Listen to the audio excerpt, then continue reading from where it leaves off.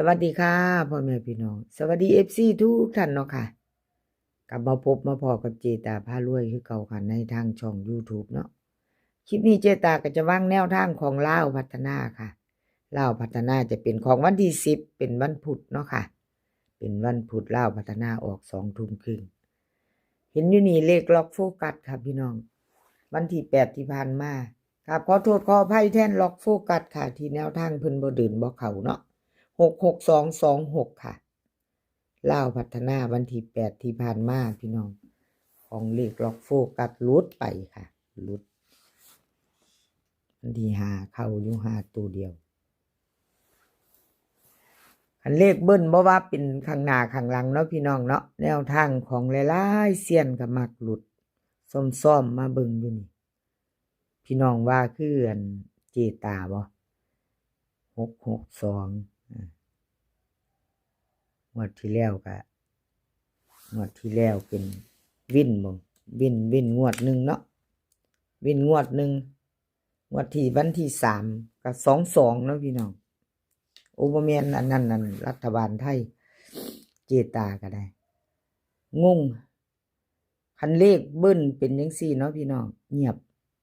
กับขอโทษขออภัยค่ะขอโทษขออภัยที่แนวทางเพิ่นบ่เดินบ่เข้าเนาะบ่เข้าบ่เดินคันเลขเบิ้ลมาขออภัยหลายๆมาไปต่อไปใหม่เลขล็อกโฟกัสค่ะเลขทุกตัวเอามาวางเพื่อเป็นแนวทางโปรดใช้วิจารณญาณในการรับชมเป็นอย่างสูงเป็นเพียงแนวทางเนาะค่ะพี่น้องรับชมรับฟังเลขล็อกโฟกัสค่ะแนวทางใหม่เพิ่นให้มาแล้วเนาะมาตามต่อไปใหม่วันที่10เป็นวันพุธเนาะค่ะเป็นวันพุธวันที่10ไปต่อ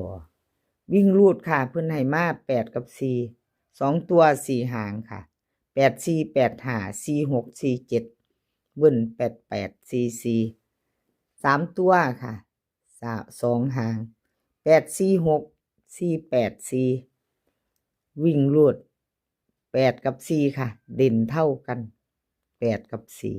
2ตัวค่ะเน้น8 5 4 4 8ค่ะ4 7 8 5กับ4 7เพิ่นวงกลมให้เน้น2หางเนาะค่ะ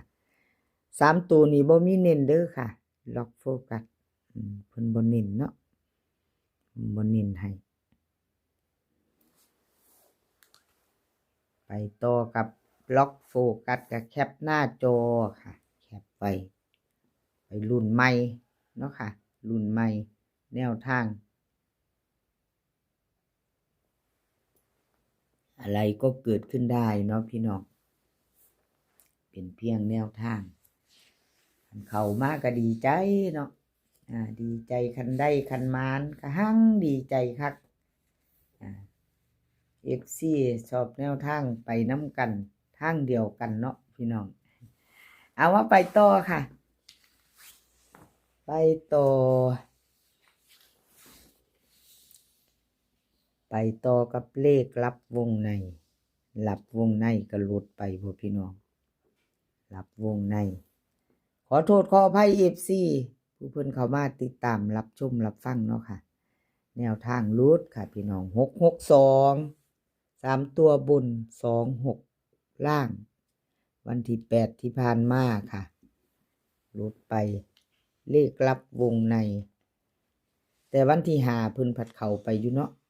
2งวดค่ะเจตาให้เบิ่งเพิ่นผัดเข้าไปอยู่วันที่5 4 5ค่ะตรง2งวดหลุด1งวดเนาะไปพิจารณาพี่น้องชัดเจนประวัติให้เบิ่ง2งวดเลขลับวงในไผชอบก็จัดเนาะค่ะชอบก็จัดขัดก็ผ่านเนาะถ้าชอบแนวทางของเพิ่นเอาไปพิจารณาเบิ่งจะรุ่นต่อวันที่10ก็แคปหน้าจอไว้เตรียมแคปหน้าจอไว้แล้วเฮาก็ไปต่อกับเพิ่นเนาะพิจารณาเอาชอบก็จัดขัดก็ผ่านเนาะค่ะ2งวดเพิ่นก็หลุดงวดนึงเนาะเลขลับวงในค่ะลาวพัฒนาวิ่งรูดเพิ่นให้มา4กับ6ค่ะ 4กับ6 2ตัวค่ะ4หาง46 47 61 60เบิ้ล44 66 3ตัวค่ะ3หาง460 647 446วิ่งรูดเด่น4ค่ะเด่น4ตัวเดียวล่อง6 2ตัวเน้น47กับ60 3ตัวค่ะ647แคปหน้าจอค่ะพี่น้องใครจะไปต่อกับเลขลับวงในเนาะเลขทุกตัวก็เป็นเพียงแนวทางค่ะกราบขอบคุญขอบคุณเลขลับวงในหลายๆค่ะที่ให้แนวทางมาว่างทางช่องของเจตาเนาะค่ะกราบขอบพระคุณเป็นอย่างสูงเพราะว่าจะเป็น FC เก่า FC ใหม่ที่เพิ่นเข้ามาเป็นกำลังแรงใจให้ทางช่องเจตาพารวยช่องน้อยๆค่ะช่องน้อยๆกราบขอบคุญขอบคุณหลายๆค่ะ FC ไปต่อค่ะไปต่อแคปหน้าจอของรับวงในแล้วเฮาก็มาไปต่อเนาะไปต่อกับ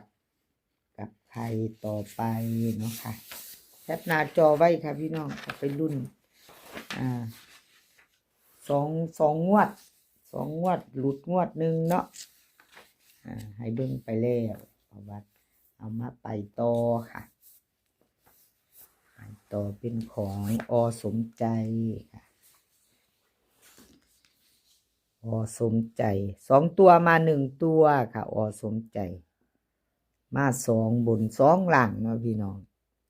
แนวทางวันที่8ของเพิ่น662 3ตัวบน2ตัว26ล่างวิ่งรูดเข้าไปตัวนึงค่ะเข้าไป2เบิ่งประวัติจาก2งวดเนาะค่ะรูดค่ะ2ตัวรูด2งวดรูดไป2ตัวไม่เดินทั้ง2งวดเนาะพี่น้องเอาชัดเจนบ่มีกักพิจารณาเอาค่ะพี่น้อง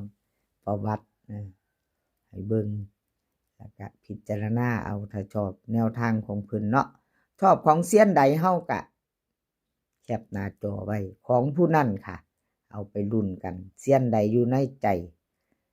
เซียนใดเบิ่งไว้ชอบแนม